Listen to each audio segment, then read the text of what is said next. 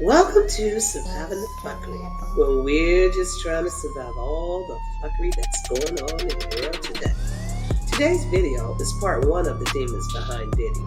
We're starting with Diageo, who are backed by BlackRock and Vanguard, you know, the corporations that are rumored to be running the world. And we're ending with Diddy's mentor, Clive Davis, one of the most powerful demons in the music industry. They all played a part in Diddy's demise. And that being said, enjoy.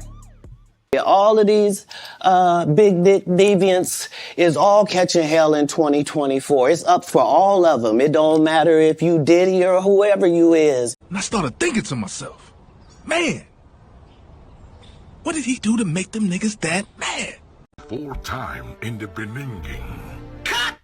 Optimus, one more time. In the Beninging. Cut! It's beginning. Beginning. Before time in the Beninging. Beninging. Cut!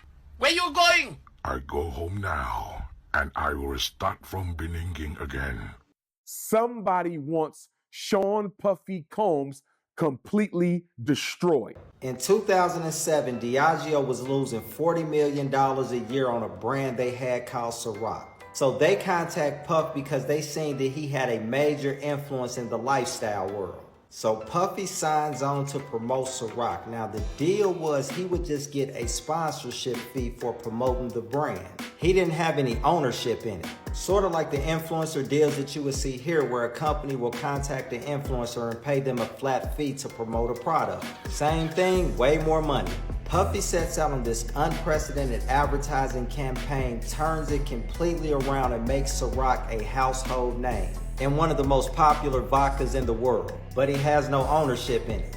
This leads to the flavored Ciroc variants: peach, apple, coconut. They don't give him any ownership in the unflavored Ciroc, but what they do tell him is you can get X amount of dollars off each case of flavored Ciroc that ships. That's when you see Diddy starting to heavily promote flavored Ciroc bottles and why he was doing that. What Diageo didn't see coming is having to pay him $60 million a year off that deal. Here's the important part. Before Diageo started their partnership with Diddy, they were shipping 40,000 cases of Ciroc a year. 10 years later, with Puff being the face of Ciroc and promoting it, they were shipping 2.6 million cases. Keep in mind, Puffy is a boss, not an influencer. During this time, Puff started to see that tequila was becoming the popular drink that people wanted. So Puff buys the tequila brand De Leon. And Diageo, the company that he has made billions, is the distributor of it.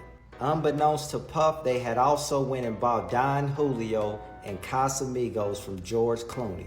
Neither company had made them a dime in the past 10 years. And then what Diageo did really pissed off Puff. First of all, corporate America is made and built for white men. So when you're going into corporate America, usually your entryway is to help them with their diversity problem. But at the end of the day, you want to be able to open up doors. Sometimes you got to take that opportunity and get in. And so that's what I did with Ciroc. But I told them I don't work for nobody. Everything in my portfolio I own. So you guys have to know my ultimate dream is a tequila. So it's like you make a deal. You make a deal like, I'm going to advance this for you so then we could be good partners and you could give me what I want, which is my opportunity for me to own my brand and to be able to build generational wealth for my kids and my people. And I just need the same 24 hours as y'all giving everybody else in your portfolio. And I couldn't get that. Diddy owned 50% of De Leon and Diageo owned the other 50%, and Diageo was responsible for supply and distribution. Unlike Ciroc, where Diddy didn't have any ownership, he owned 50% of De Leon. What does that mean? Out of the billions of dollars that Puffy had made selling Ciroc, they only had to give him a few $100 million. But because Puff owned half of De Leon, they were going to have to split those billions with him.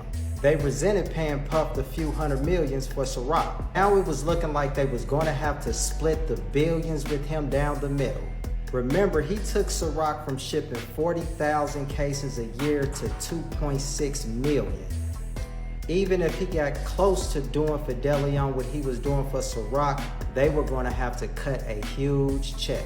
DeLeon launches and Puffy goes into full throttle salesman mode, sort of like what he was doing for Ciroc, but on steroids. Sales start to come in and they are abysmal. Diageo only made a small amount of DeLeon and only shipped it to certain locations. What locations you talking about, comrade? The urban landscape. And Diageo stopped signing off on advertising budgets. So Diddy decides to investigate with his own people the infrastructure that Diageo had created to play their role in the contract of making DeLeon a success. This brings us to the agave plant. Agave plants are the primary ingredients in making tequila and they are grown in Mexico. So Diddy decides to send his people to Mexico to see how many agave plants Diageo had planted for DeLeon. I had to send my people down to Mexico, and this is just to tell you what the fight is about. They went down to Mexico, and when they got down there, they found out that there was 0 agave planted for DeLeon. So there was no plan for us to be successful. There was no equal treatment.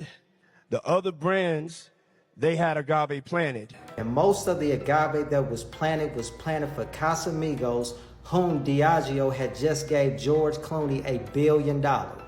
Puff is pissed, and he files his lawsuit citing discrimination and breach of contract. This is where it gets really interesting, but I want to recap the company that Diddy is going up against. Diageo is the 254th most valuable company on the planet, worth $74 billion.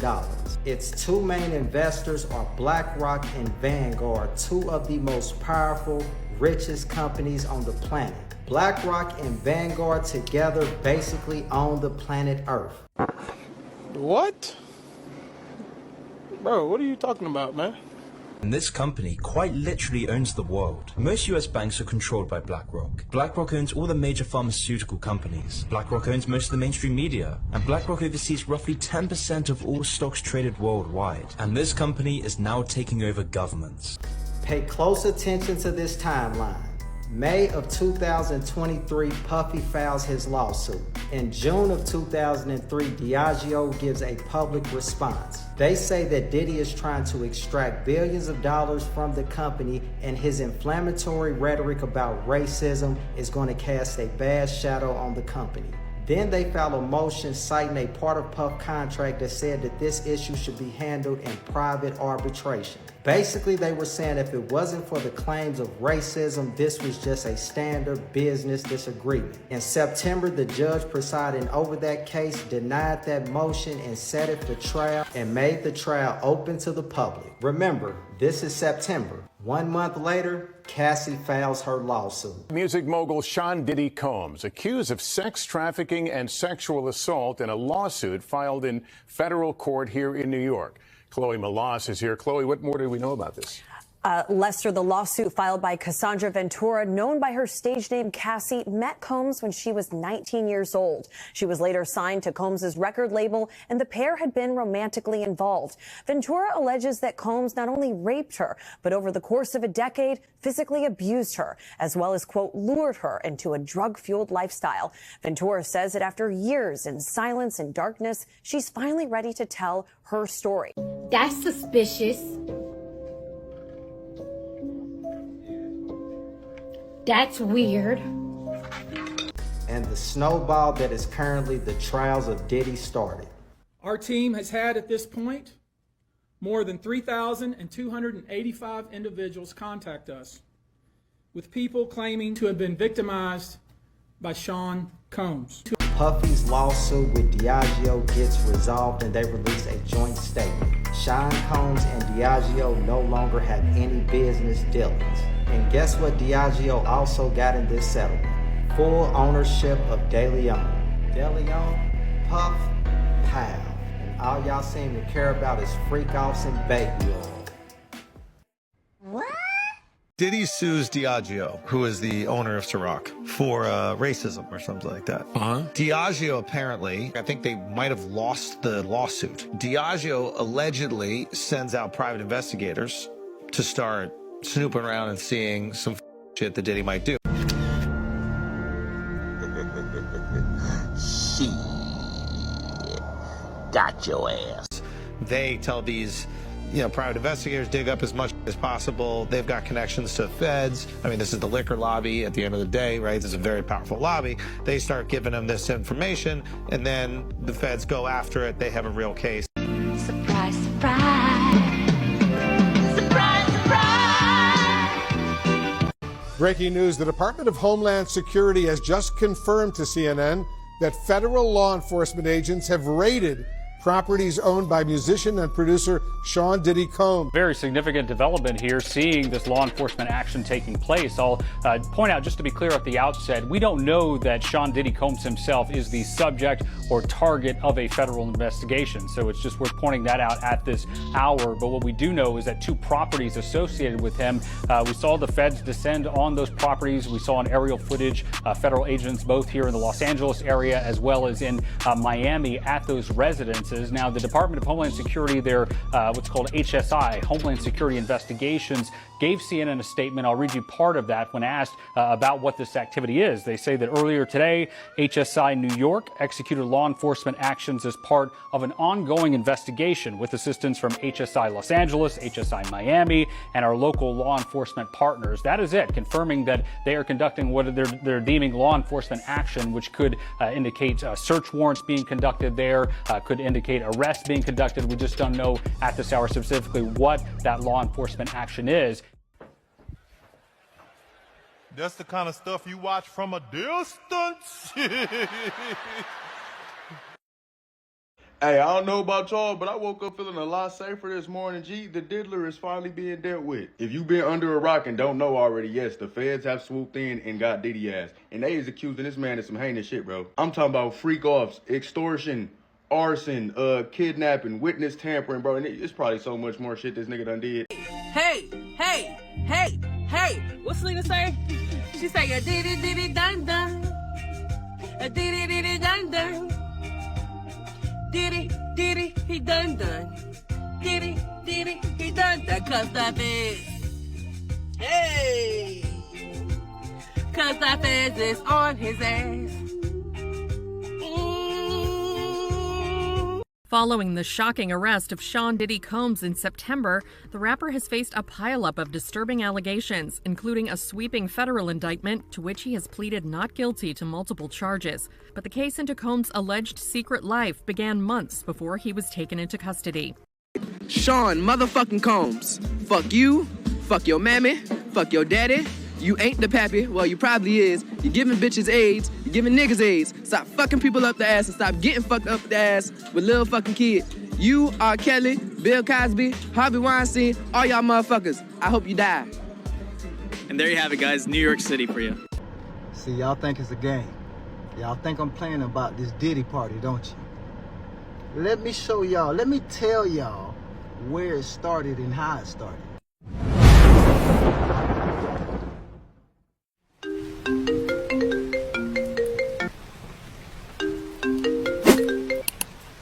Hello? Yo, what you doing, King? What you mean? It's 3 o'clock in the morning. Nah, I'm sleeping. Oh, my bad.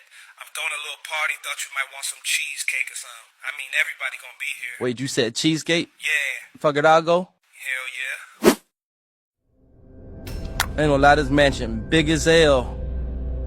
Hey, yo, Diddy, where you at? Wait, where everybody at? Fucking, I'm finna get a piece of this cheesecake.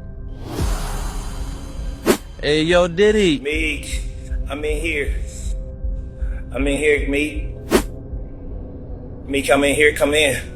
Close that door behind you. Yo, where everybody at? This is everybody. Hey, you bugging, I'm out. You know, we ain't never really party together. What you mean? But how you like that cheesecake? I feel funny. Hey, you do some of this cheese. You know, I like when you be scraping and scrambling and shit like that. Scrambling and scraping and shit. You know, I like when you be scraping and scrambling and shit.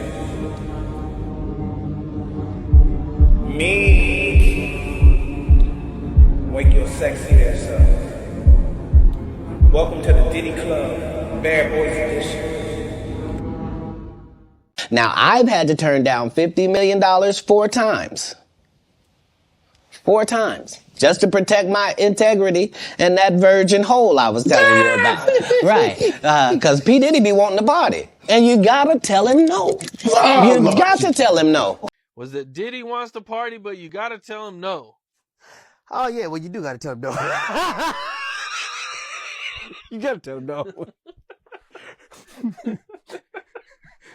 You gotta tell him no. You gotta tell Diddy no. Everybody knows you gotta tell him no, because if you don't tell him no, he's gonna put you in a situation where you gonna have to say yes or no again.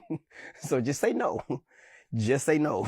Child, y'all better get a chair for this one, because it looks like, aside from the freak-offs that Diddy was having with these women, he was actually having gay relationships too, with a lot of men, and even flying them out of the country to blow their backs out on a yacht. We already knew about the freak-offs he was having with men, but nobody actually thought he was in serious relationships with them, and sending them out of the country for vacations. This came after Freddie P decided to spill the tea about Diddy's secret relationship with his ex-assistant, Farnsworth, claiming that Diddy turned Farnsworth out. Apparently, Farnsworth ended up running away from Diddy and had never spoken about Diddy until he recently got arrested. The worst part is, there are allegations going around that Farnsworth wasn't the only one who got turned out, because allegedly, Diddy did the same thing to YK and Meek Mill. Okay, so as most of y'all already know by now, Diddy has been getting exposed recently for his infamous freak-off parties and even turning a bunch of men out in the industry to make them indulge in things that they really don't want to do. And you gotta tell him no.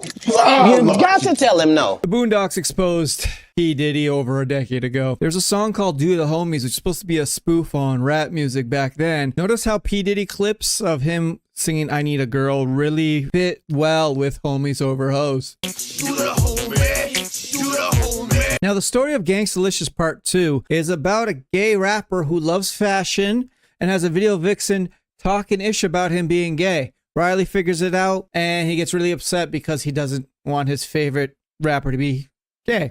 So you see, my dearest Riley, it is this instinctive and burning need to procreate between a man and a bitch that not only keeps the human race going, but also fuels many important industries, such as my very own. So what do you think about Homies Over Hoes? Is that something at Denny's? I don't know what that is. Homies Over Hoes? You know, like, you supposed to put your homie over a hoe. That's how pimps do, right? I don't think Homies Over Hoes is a sentiment that a pimp named Slickback can co-sign, Riley. I mean, don't get me wrong. A pimp named Slickback will put a lot of things over a hoe. Money over a hoe? Always. Brand new gators over a hoe? Absolutely. A turkey sandwich with just tomato? Guaranteed. But homies? Oh no. A pimp named Slickback don't do shit for the homies. Let me reiterate, don't do shit for the homies. Unless the homie wanna walk that stroll and get that money, the homie ain't getting a goddamn thing. And the same goes for brothers, peeps, dudes, fellas, dunnies, comrades, whatever the is calling each other nowadays. Sound like some gay shit to me. Now, rumors about Diddy being gay have been swirling around since the 90s. Fans can understand why Diddy might have wanted to stay in the closet since the industry was not as open-minded back then. However, the problem isn't Diddy's sexuality here. It's the gay rituals that involve underage boys. For years, the streets have been talking about Diddy luring young boys to his parties and forcing them to perform sexual favors, not just for himself, but for his close circle of elite friends. If even 10% of the allegations against Diddy are true, those could send him to prison for life. Although we are innocent until proven guilty, his presumption of innocence has been eroded by decades of allegations of nefarious and deviant behavior, not to mention his brand of complicit followers who have enabled his criminal enterprise. But rest assured, the feds come for the allegations, but they stay for the facts. The problem with entitled people is they forget that arrogance will take you further than you planned on going, keep you longer than you wanted to stay, and cost way more than you planned on spending.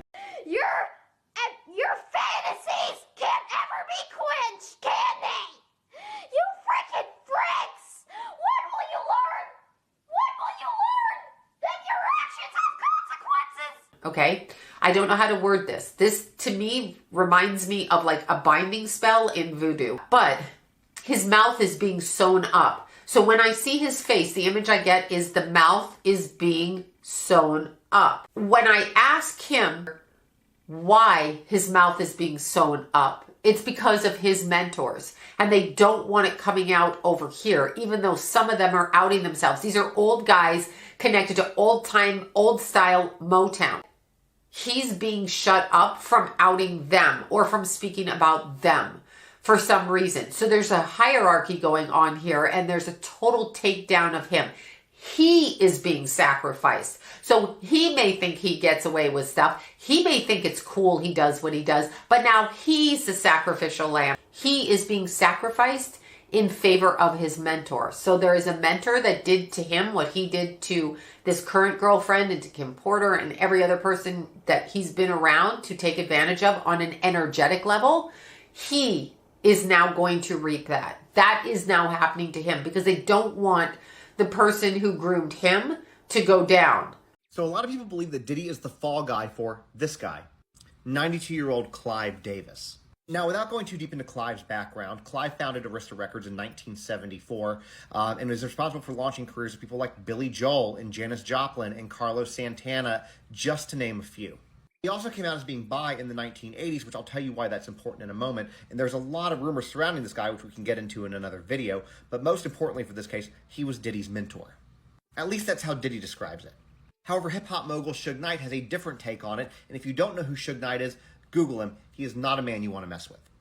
So what happens is Suge walks into Jimmy Iovine's office at Interscope Records and hears something that he probably shouldn't have heard.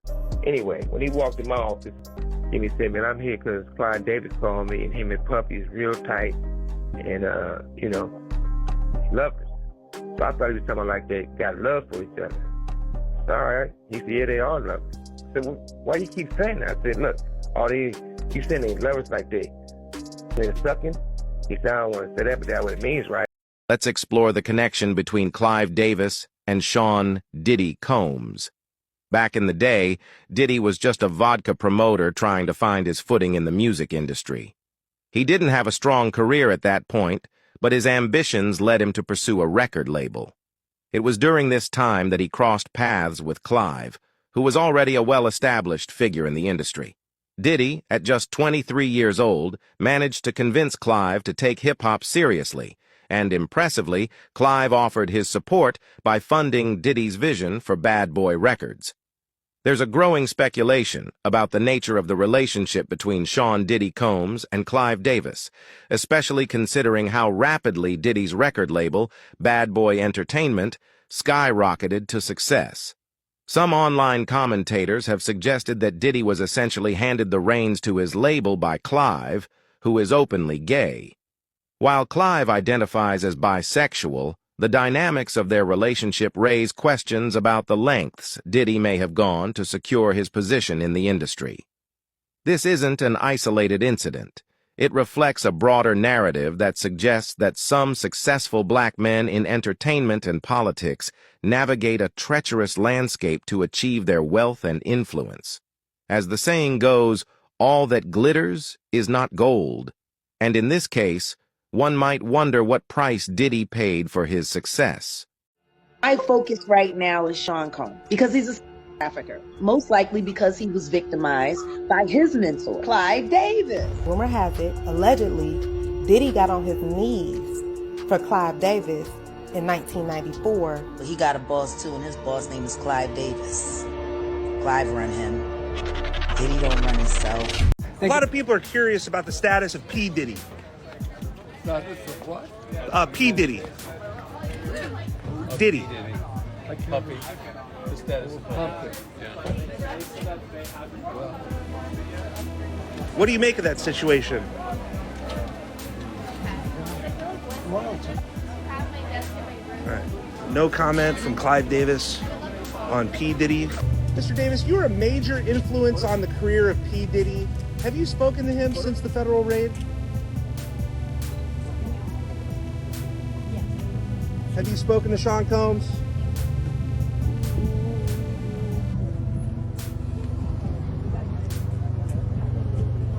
Any comment, Mr. Davis? Any comments about Diddy? He credits you as one of his mentors.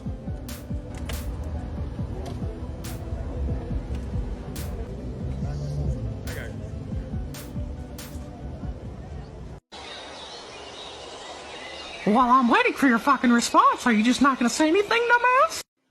Thanks for tuning in. If you found this video entertaining, please subscribe, share it with others, hit that notification bell, and most importantly, don't forget to smash that like button and leave a comment. It truly makes a difference. YouTube's algorithms thrive on engagement, and your support ensures these videos reach a wider audience. It's worth mentioning that YouTube doesn't directly compensate creators like me for content. So if you'd like to support the channel, consider making a donation through the Cash App provided above. Peace. And thank you for being a part of the Surviving the Fuckery community.